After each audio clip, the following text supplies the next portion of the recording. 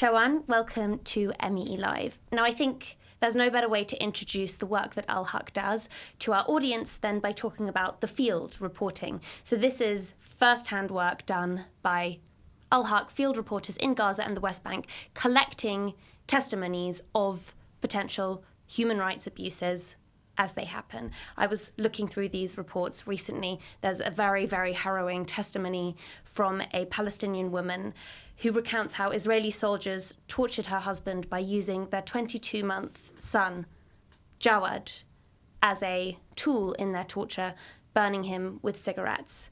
Another example is about the use of military tanks by Israel's army to bulldoze not just towns, but individuals, civilians, to mutilate and crush people, including children.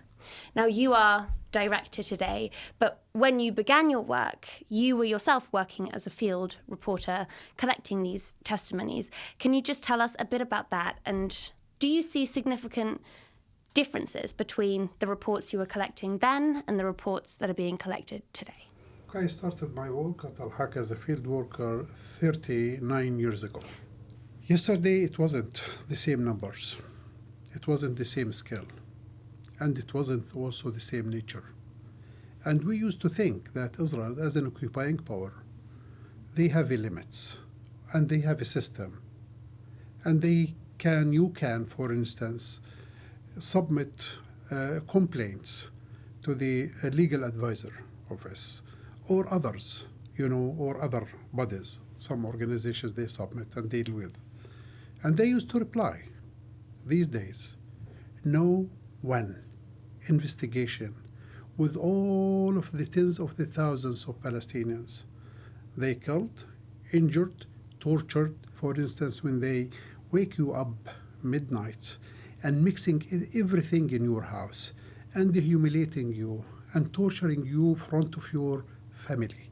They are raiding communities, let me say a village. Every day the average is 15 to 20 different communities. This is what they do. And it's not only just this increased workload that your organization is up against. You have been criminalized as an organization by Israel. You have been sanctioned by the US. How is it that you continue to operate in spite of these restrictions? Look, work in a human rights field, it's not a job and it's not a picnic. And it has to have a deep, deep faith and beliefs of justice and rule of law. And here, this is what we train our staff members. We say, working in this field, it's not a job. And here we continue. We continue, and when they smeared us, they carried against us a big campaign to smear us, to discredit us. Why? Because of our work. And we challenge them.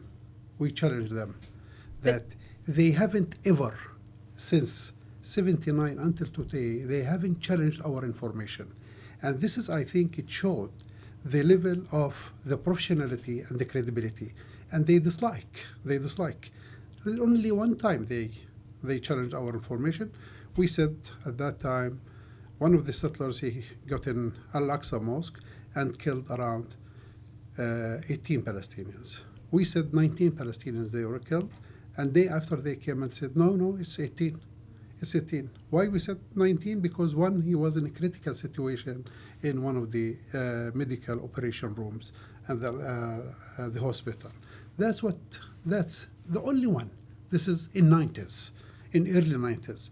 And since that time, there is no one challenge. So they've challenged as a name, as a reputation, but never the information that you collect.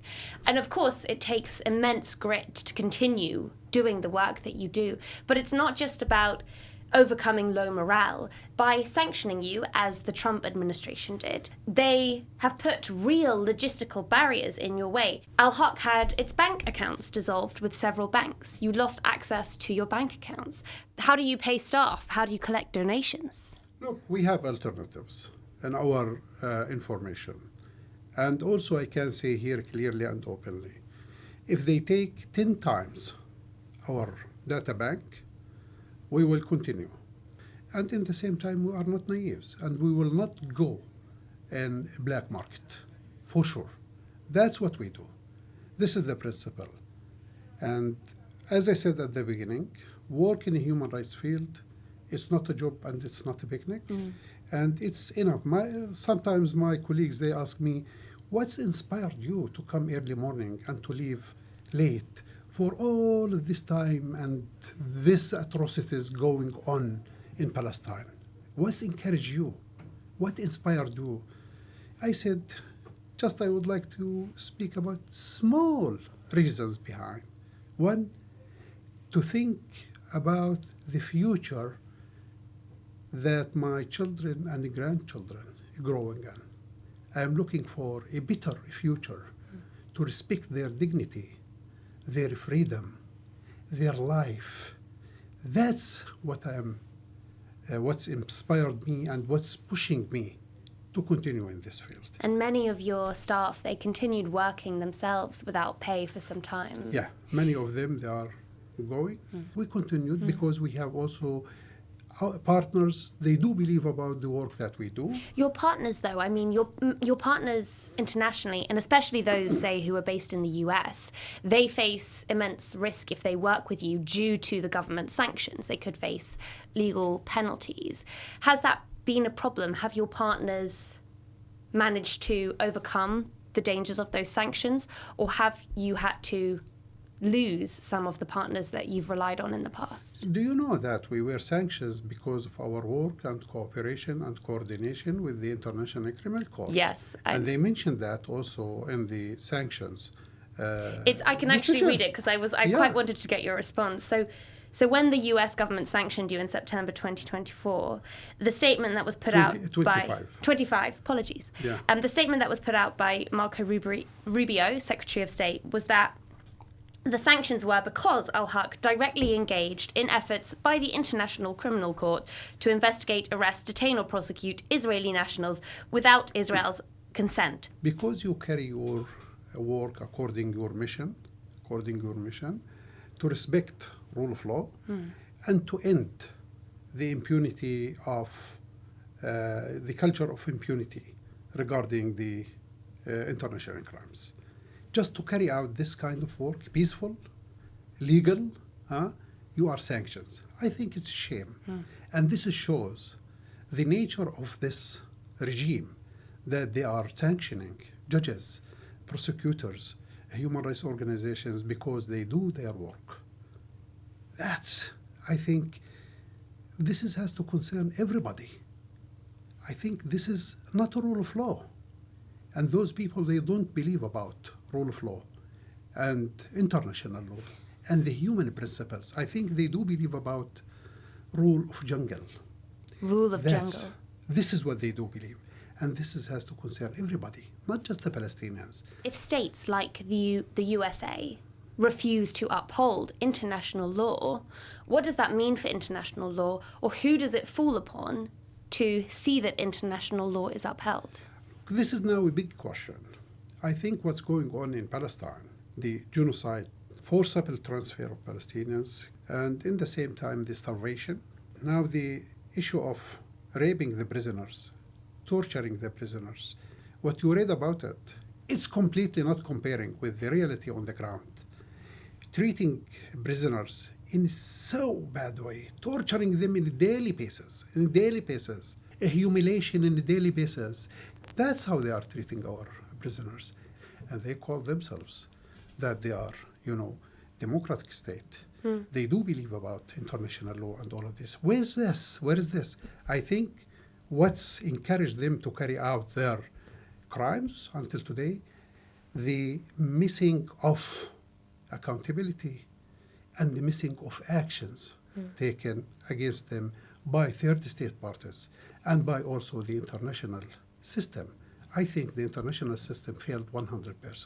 Gaza became as a graveyard of the values and the principles of the international law and the humanity, the value of humanity. That's the case these days. Because if that's not being represented by third-party states, by the international system, that humanity, it's not being enforced from the top down. What we are seeing in the vacuum of that is action by civil society organizations, not just in Palestine but around the world, Yes. to try and fill that hole. And that's what Al-Haq is doing. I was reporting for Middle East Eye on board the Global Summit Flotilla, and one of the lines that was repeatedly said was that our governments expect us to follow the law and we expect them to follow the law, but they're not doing so, and therefore we will force them. We will be the ones to hold them to account. Does it ever feel like that in this period of time?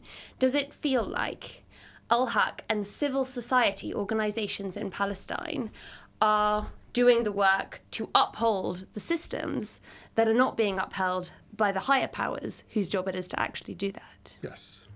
Now all masks removed from individuals, from institutions, from systems, from states, from everyone. Masks off these days. And I think our role now, pushing, and asking and calling for upholding, law. That's the case. Is this a unique time, this law of the jungle that you're describing? Al-Haq, it's the oldest Palestinian human rights organization In Middle East. in the Middle East, the oldest human rights organization in the Middle East. It was founded in 1979. In that time, Al-Haq has been operating throughout extraordinary historic changes to Palestine and to the world. I'm curious, in that timeline of human rights and international law, how would you define today's era? Look, today's connected with yesterday's. This is not the first time in Palestine. Things continue. It has been continuing since 48 until today. 48, half population of Palestine evicted outside, pushed them outside and became refugees. Massacres committed on killing and rape at that time of women and men. The destruction of hundreds of Palestinian villages completely, uprooted these places and these communities, and continue. And we have been saying and raising the red flag before all states to say accountability, actions, consequences, guys. You have to uphold and you have to act according to your obligation. And here the big question is for everyone over the world, how I can take you seriously? How I can respect your values when you speak about that, okay, we are the only democracy, we are democratic. If you deal differently with people and with the human beings on level of or on the basis of color or nationality or something like that, this is not the international law, 100%. And indeed, going after human rights, turning human rights into a political issue or a partisan issue, plays into that confusing position that seems very hard to defend on the world stage. We feel that the problem is not in the texts, and it's not in the value and the principles. The problem is in the political will. I see in the other side how's the peoples marching in the streets with millions of people, hundreds of thousands of people going to the street. But the governments, they have not reflecting these calls from their people in politics and in actions. That's the case. The system, the norms, the principles is clear. Everything is clear. No one can say, I don't know. Everyone know what's happened. So it's not working. These attacks, these attempts to sanction, these attempts to criminalize your organization, it's not working? It doesn't work ever. I promise you it will not work. For one reason. Because we do believe about what we are doing. And if Al-Haq tomorrow get it down, others, they will come up and they will replace and they will do the same thing. Because this is a needy things for the dignity and the freedom and for the humanity of the people. We see these days they are speaking out strongly, the people. The nature of this colonial, apartheid, genocidal regime become clear before everyone. And this is a strategic shift. Keep this in mind. This is a strategic shift because they used to use sometimes, that they are the only democracy in the jungle of Middle East. That's what they see. But they showed themselves. Do you think the intensification of the attacks on your organization and other human rights organizations is because what you're doing is working? Yes. And they said, this is the US. They said, I'm sure that the US pushed by the Israelis to dry our resources because they did everything possible to dry our resources, to silence us, to close us. They couldn't. When they failed, they asked their allies. Their ally is the Trump administration. And they came and they sanctioned us. But I assure you, we continue and we will continue. Shawan Jabarin, thank you so much for joining me here today. Thank you.